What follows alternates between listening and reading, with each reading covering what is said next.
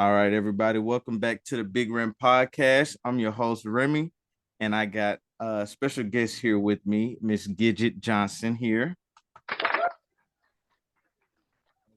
Just to give y'all some background on Miss Giget Johnson, she graduated from Clark Atlanta, HBCU, all right, and has a Bachelor of Science and a Master of Science in Mathematics, as well as getting her Juris Doctor degree from Mercer University. So, Miss Johnson, Miss Gidget, as we know you as, um, can you tell us about how you where you're from and what inspired you to pursue a career in law? Okay. So I'm from Covington. I am a Georgia peach. Um, I'm homegrown. I have not lived in any other place other than in Atlanta when I was in college, and then I moved to Macon um, for law school. I didn't move to Macon for law school. I actually moved to Macon for my first husband was from Macon, Jason's dad, Mhm. and I ended up going to law school there, and yeah, I'm just a Georgia peach. I'm a hometown girl. I've been practicing law here in the Conyers and Metro Atlanta area for 21 years. Mhm. Um, you ask, how did I get involved with law? Yes, Is that okay? yes. What And inspired you? so when I was in high school, um my father got arrested by the federal government and they kicked in our front door. Um, that is kind of how the trajectory of me becoming a lawyer came about. Right, I actually ended up taking over his lawyer's practice when I graduated from law school. And so she waited for me to get out of college, to go to law school, and then she retired and turned over her practice to me.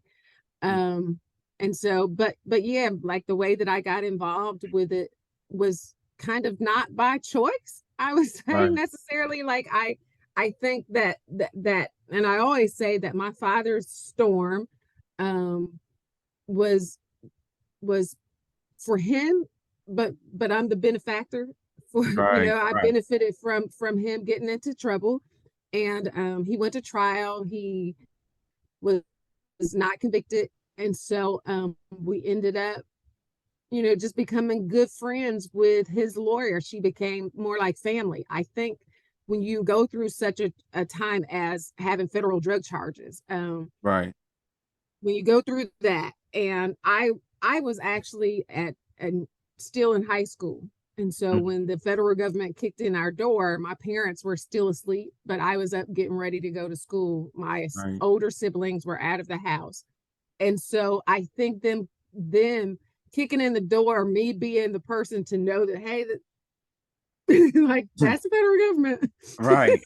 And so when that happened, it forged a bond, I believe, with me, my mom, and my dad that the others really didn't get necessarily because they weren't there to experience that trauma. And Right. so just having experienced that, and it's I wanted to be a lawyer, Hmm. and so I did. And here I am 21 years later, Right. um still a lawyer. Yes, yes. But I've been praying and asking God to like let me out, let me go. But not yet. Right. Okay, so graduating from Clark Atlanta, that's a prestigious HBCU in and of itself, as well as one in the Atlanta area. What made you choose that school, and were there any other choices that almost swayed you the other way? I wouldn't say there were other choices that swayed me the other way. I did have some other scholarship offers, but I was offered a 5-year scholarship that paid for everything from Clark Right. Atlanta. So I got the Office of Naval Research Prism D program. They had science majors. The idea behind it was that you would get your bachelor's and master's in 5 years and then Right. go on to get your PhD. But I went the other way. I went to law school and got my JD, but not a Right. PhD. Several of my I guess they would not necessarily colleagues, but the other students that were on the scholarship that I was on, several of them went and got their PhD, but I Mhm. didn't. I never, it was never my intention to. Yeah. I always told them I wanted to be a lawyer because I already knew going into college. And so yeah, I tried not to get the scholarship. I don't Right. know if you know Rita Hector. She was, I think she was still at the high school, maybe when y'all were there, but she was my high school counselor, Miss Hector. Ooh, And I didn't, well, she was still there when Jason was there. And so I didn't want to apply. right. I wanted to go far away from Covington, right, to go to Yeah. school. And so I want to be right there in Atlanta. But so I didn't apply. I didn't. And then she called my mom and said, "Hey, I've talked to Giget. She want to apply for this scholarship." And my mom was like, "Oh, send the paper home. She'll have it tomorrow." And so I did apply, and I got the scholarship. Um, and my childhood friend, my neighbor, she got the same scholarship. We went to through pre-K all the way through college together. She got the same Right. scholarship that I got. And yeah, so it was really a blessing Right. to be on a scholarship that of course paid for everything. And when I say everything, I mean everything. They paid for housing, tuition, books, we got a stipend, all kinds of stuff. And so it was a really, really good experience. Mhm. I certainly am HBCU grown. I got Panther Right. blood in my veins. I'm a Clark Atlanta Panther. Yes, ma'am. That sounds good. That's a blessing to get a scholarship. I Because not everybody can get a scholarship like that, especially paying for every single thing. That's kind of difficult. Okay, so when it comes to being a lawyer, there's obviously certain qualifications you should have in terms of school and uh, in school. But can you speak to like the intangible things that could make a good lawyer?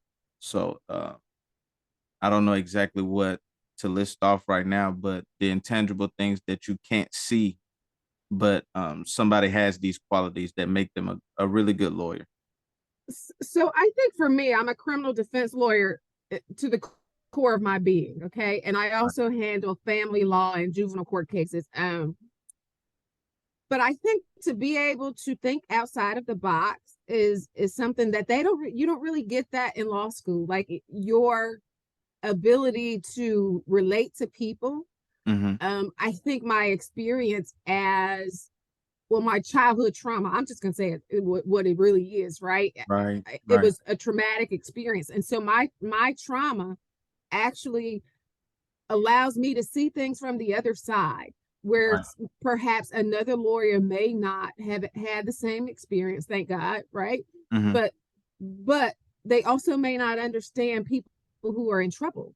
And so when a person gets in trouble, sometimes it's by their own doing and sometimes it's not, right? Sometimes you can just end up in the wrong place at the wrong time.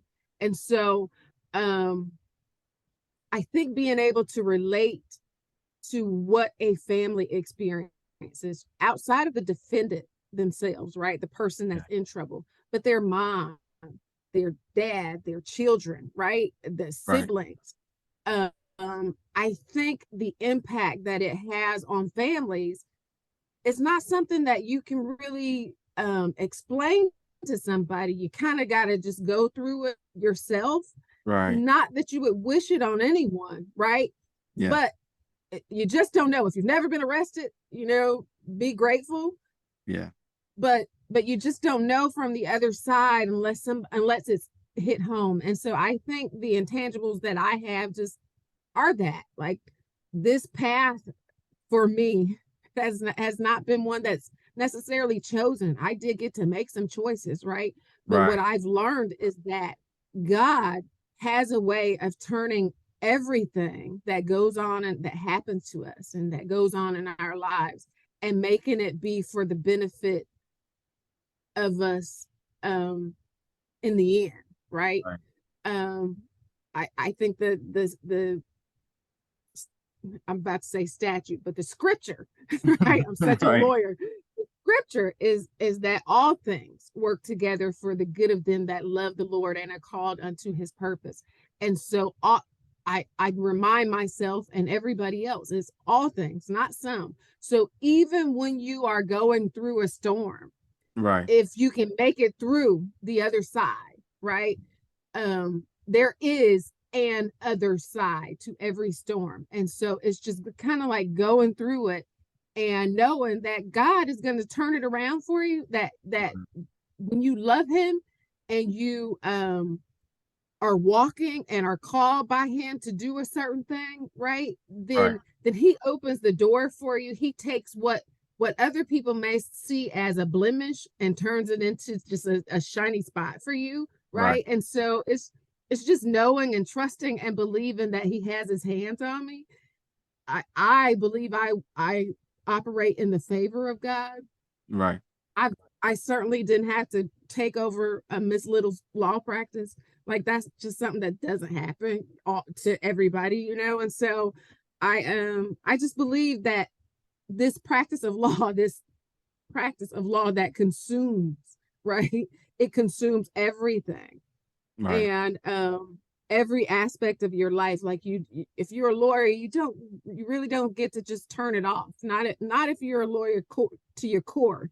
Yeah. And I think that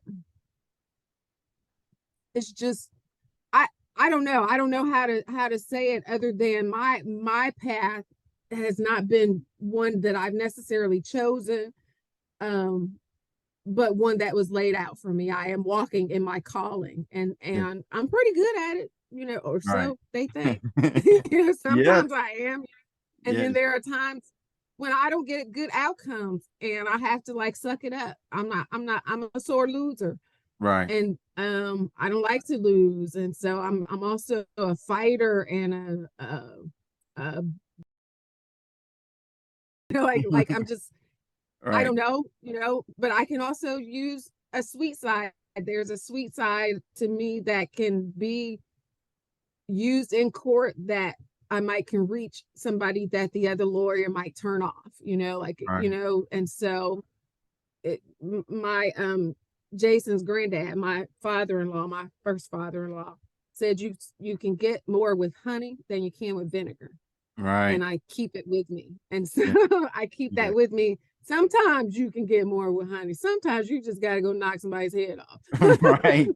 So yes, uh, God has everything happen to us for a reason. Whether the experience is not, ideal, He still has us go through it to have us, um, come out on the other side.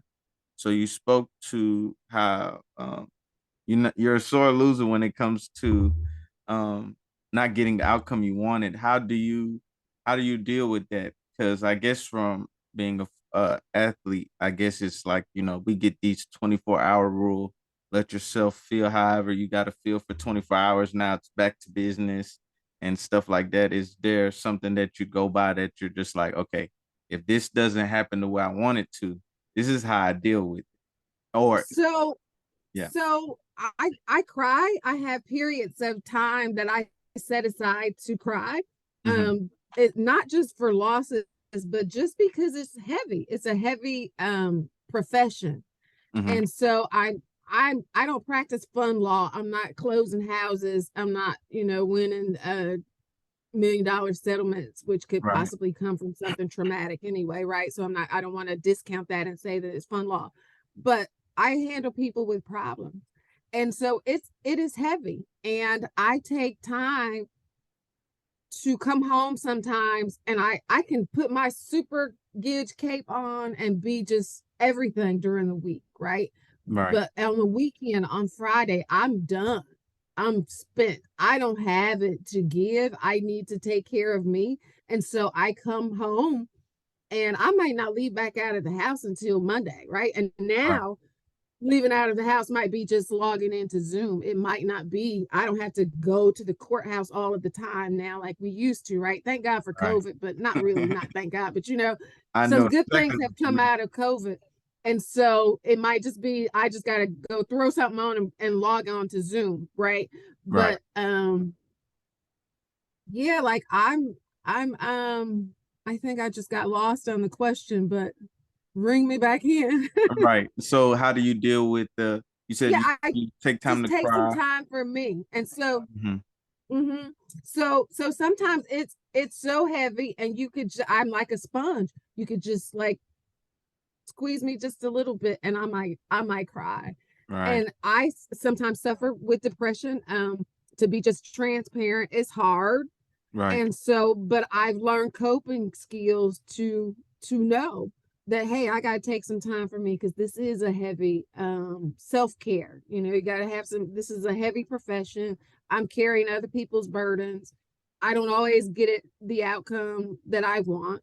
Hmm. Um, but I certainly have to care for me and I got to be available to care for my family because they are just as important as a client, right? Right. And so, yeah, I take some time. If I feel myself going too far, I will Mhm. call my mommy. I Right. call my mommy and say, "Hey, it's just not a good it's a crying weekend." Right. And it's like, "Can you put your finger on what's wrong?" Well, nothing's wrong, but everything's wrong, right? Yeah. It's I can't really put my finger on it. It's just that it's time. And so I have learned to take the time when it says, "Hey, when my body, when my mind, when my spirit says it's had enough, it's time now for me." And Yeah. so I've learned to just take the time. And sometimes I can catch it before it gets to the point that I'm crying. But then Right. other times I just can't. Like this past weekend, I wanted to cry so bad, but I don't have anything to cry about. And I just couldn't cry. It's like, yeah, ooh, I tried to watch a movie. Like, kid, no, you Right. don't have anything. Like I have so many blessings right now that God is just putting in the way. Like Jason is getting ready to graduate from college. And so I was planning a graduation dinner and an after dinner function and just so many good things. I got a grandbaby that I love dearly, right? I mean, just so Right. many good things that I don't have anything to cry about. And Yeah. so it was no matter how heavy it is right now, I don't have a tear to cry. It's just like Right. just let me just be happy. And so I did it. I tried to watch a movie to see if I could get some tears. Not a tear. Right. So Not one to fall. My eyelashes may have gotten damp, but then no tears fell. yeah. So there's that. So does that ability to look within yourself and see where where your breaking point is or something like that, does that also help with relating to defendants and their families as well? Or was that It, something it, that you developed after, dealing with some cases and you're just like, man, like I gotta look at myself. so I think it just comes with having done it for so long Mhm. that I can now identify what it is, right? Like you Right. and I'm an introvert for one. I really just at the end of work, I don't have any more energy to give to somebody else, right? Like Right. I can go out, I can go to a party. I even host a party for homecoming every year, right? Right. And they're like, "How are you hosting a party? Like you don't even like people." No, I love people. I just can feel everything going on in a room. So I'm so in tune to my spirit, right? That Right. if I walk in and there's something off with you, Hmm. right? Then I can probably feel it. I may not know what it is, but Yeah. I can feel that there's something off. And because I'm an empath, I can then receive it, right? And it Right. jumps off of you into me, into my spirit. And now I'm carrying this, right? Right. What Right. was wrong with you, I might can take it from you, but I'm carrying it. And so I just had to learn. I had to really just learn to that I can't be everywhere. I can't do certain functions. I, I got to prepare myself to be in a space where it's going to be a lot going on around me because I'm Yeah. going to absorb it. And um yeah, it's probably I have somehow absorbed the negative stuff. Yeah. No, I understand. I totally do. So when it so after being in law for 20 years, you also decided to start Athletes Lair. Can you kind of speak to Mm-hmm. that and how things got started in your mind and where do you see it going in the future? So athlete's lair is just what it sounds like. A lair is like a safe space, right? For Yes. the in a lion's lair. And Right. so in my mind, athlete's lair is me taking all of everything about me. Hmm. The mother, right? The Right. football mom, the lawyer, Hmm. right? The person who's worked with people with problems, right? The problem solver, the Right. mathematician, the one who can think outside of the box. It's taking that person and creating a safe space for athletes.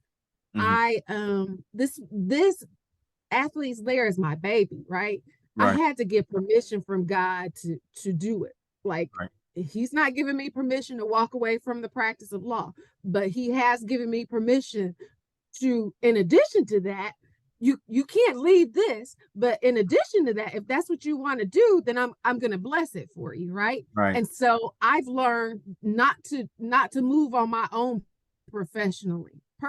I still be a little hard-headed, right? But Right. professionally, I know that God made me to be a lawyer, and I've been begging, because it is heavy, right? Because I do suffer with the depressing moments, right? Right. And I've asked, hey God, can you give me something else to do? Let me out this courtroom. Like, this is heavy. Like, why come I can't do something else, right?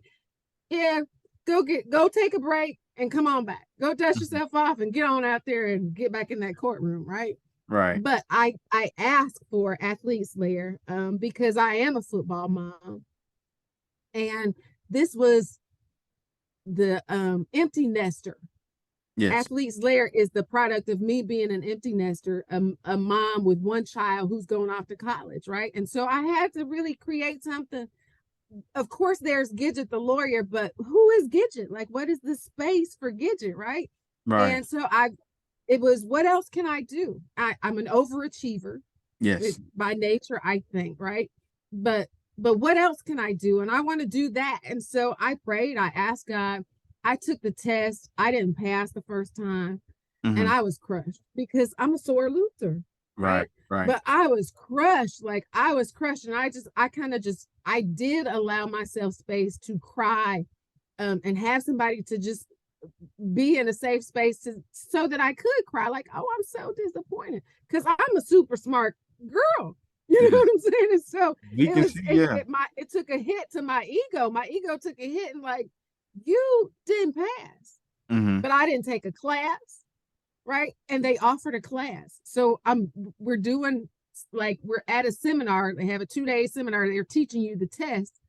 And this dude has all of these little flashcards. I'm like, dude, what's that? Hmm. He's like, you take the class? What class? You know, Yeah. I thought I'm so smart. I could learn this myself. No, I couldn't. And so when I didn't pass that first time, I had to then sit out. Like, I mean, you could take it 2 times for the money that you pay, right? Right, the Right. fee. You could take the test. So it's a 2-timer test. They know that you might not pass the first time.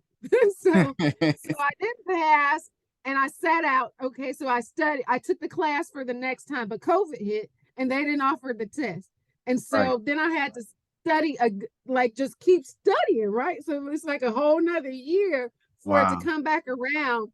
And they offered us the class, to sit in the class, but to be quiet, but to sit in the class. But I'm telling you, Remy, that it didn't click for me until like the week before the test, the second time. Right. Like, the week before, after, I wouldn't have been ready. So I'm telling you, all things. COVID hit for me because Gidget wasn't ready for that test that year. She had to go back Right. around. So Yes. all of this COVID stuff is really about me. Right. No, no, No, I'm just I kidding. get it. I'm a jokester. I'm a jokester too. But what I'm saying is that, like, yeah, everything works for your benefit. When Right. God has his hands on you, like, he'll just make it turn like, oh yeah, we're gonna be fine. Right. It was And easy to so, get discouraged yeah, in that moment too. So it's good that you know. But that just shows like you just got to dust yourself off Mm-hmm. when things don't go your way. Get up and Right. try again, right? Right. And so that's the message. When things don't work out, when you fail a class, when you whatever, when you're just disappointed that life didn't go your way, right? Yes. Yeah. Try again. Yep. That's something I'm still learning at this age. That is just, I gotta trust God with what I'm trying to do. Cause at times I'm just like how you described, like I just think I know it all. And so I'll just go do whatever I need to do. And when I mess up, it's like dang, I messed up. And I didn't and I that's not what I expected myself. So it's just like it's Mm-hmm. hard to compute. So I'm But still we all mess up from time to time, right? and right. and and sometimes even our best efforts, not even when we mess up, just isn't enough, Yeah. right? And so sometimes it's just, and then you have to ask, what's the real plan? And Right. am I doing it right? And did you get guidance from the get-go, Right. right? Because we can be so smart, just like I didn't. That's a tough lesson for me. Hmm. I'm not as smart as I in a new industry, right? Yeah. I might be a damn good lawyer, excuse my language, Yeah. but and I am, right? But Yeah. I had to learn something new. So that just tells you if you want to do something, Hmm. invest in it, the time in it, right? To learn the Right. skill. No, just jump out there. And I thought I could read all of those regulations. I could read the CBA, which is a ton of work. Like that. I mean, just I yeah, you need to also know how to work some problems. And Right. that's what that class taught me that I couldn't learn otherwise. And so, you know, that the lesson there is invest in it. If you're really interested in something, invest in the time, invest the money to for somebody else, get a mentor, Right. because there are people that just know more than we do. Yes. Anytime you're a baby in an industry, go hook yourself up with somebody that's done it for a long time, and take your pride away, because otherwise you don't open yourself up to learning. Right. Right. So that I couldn't imagine the CBA being that big because we only know the main points from watching TV. So we don't even know that it's like Oh a no. I'm talking about I can't even, can you see? I'm yes, talking I can about see it. big. I had like the basketball one. So I wanted to start with the basketball, but I'm like, just you gotta get a player within 3 years. And so get you a contract first and then go somewhere else, go and start Right. with another sport. And so that's that overachiever in me though. Like I Right. just can't, Right. I'd rather read. I don't watch TV. And so Mhm. I'm constantly learning something all of the time. Like just I'm reading and Right. listening to music. So for somebody watching this, let's say because of the industry that you're going into when it comes to athletes layer and in being a lawyer, there's not many it's male dominated. And then on top of that, it's being a woman, being a black woman, it could be, there could be challenges that other people may not have to face that you have to face. Can you speak to, let's say somebody's watching this, wants to be a lawyer, or somebody Mm-hmm. wants to get into the sports agency side of things? Could you give them, what would be the advice that you give them that you probably didn't necessarily get right away when you started yourself? Um, so that's the deal with me. Like I did have a mentor, right, who was a Hmm. kick-ass attorney. Um, and she was a female, and she had it way rougher than me. Right. Because she's so much older than me for one, but also, and they didn't have many female lawyers, period, back then, right? When she Right. came along. Now it's not as bad for lawyers, for female lawyers. Like there are just a lot of us. If so if I was had to give advice to somebody, like you really need to be made for this, right? Yeah. A lot of people want to go to law school because whatever, it's not something that you do for your parents. You know what I'm saying? Like some people Yeah. just follow in the footsteps. Like no, because you might end up being a sorry lawyer, and we don't need any of those, right? It's a lot of lawyers, and it is still male driven, but we've made some progress. Like we in Newton County have two female superior court judges, right? Right. The probate staff, they're all female judges, and the juvenile court staff in Newton are female judges. So it's not as bad as it has been, right? And then there's also, like, let's just keep it real, like there's a black tax, right? In Right. every industry. I Yeah. mean, I don't know if it's just a tax that we tax ourselves, Mm-hmm. right? But also, like, systemically, we just have it a little harder. And so you Right. put in the work, you put in double the work for the same amount. Yes. That's the same, I think, across the board for any industry. But you got to work hard anyway, right? Mm-hmm. And so, like, for me, I just want to knock your head off in court. Right. I want to win, right? Yes. And so the win drives what the amount of work that you're going to do. Yes. So I don't want to lose. I'm a sore loser. I am just a sore Yes. loser, and I don't want to lose. And so I'm gonna put the work, and I don't care who's on the other side. But I can tell you this, that several years ago I had an older lawyer, a white male, to talk to me, that kind of like talking down to me, right? And I just had Right. to really just check him and say, hey, you can't talk to me like that. Watch how you talk to me. Yes. And he checked himself after that and said, I didn't realize that I was coming off like that. Like, yeah, you are coming off a little like I might not know what I'm doing. Like, dude, I do. I can read, Some and people have so that in them already too. It's like when they speak to somebody they already feel is inferior to them, it's just natural for them to talk in a condescending tone. right. And so, but after I checked him, like he checked himself, Yeah. like, and we didn't have any problems after that. So I think just standing your ground for lawyers, making sure that or anybody, make sure that you know your craft, right? Right. That you know the facts of your case, that you know your client, that you can turn it inside out, that you've taken your case apart and put it back together again. I Mhm. think it just, there is no underestimating hard work. Right. Right? Like, hard work, what is it? Hard work pays off, or Yes. what's Hard work beats talent when talent doesn't work hard. right. And so there's that.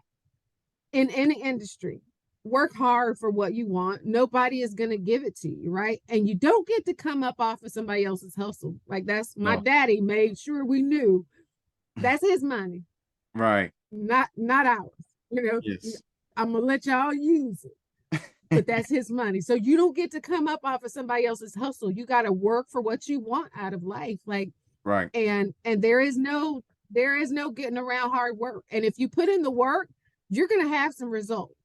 Yes. Whatever you put in, it's going to give you results, right? And so Yes. if you do a little, you can get a little. If you do a lot, you can get a lot. And so it's across the board. This industry, anything else that you want to do, you doing the podcast, put in the work. Right. Be prepared, right? And Yes. there's no way around it. It's going to open up for you. Just keep doing it. Keep doing Yeah. it. Keep doing it.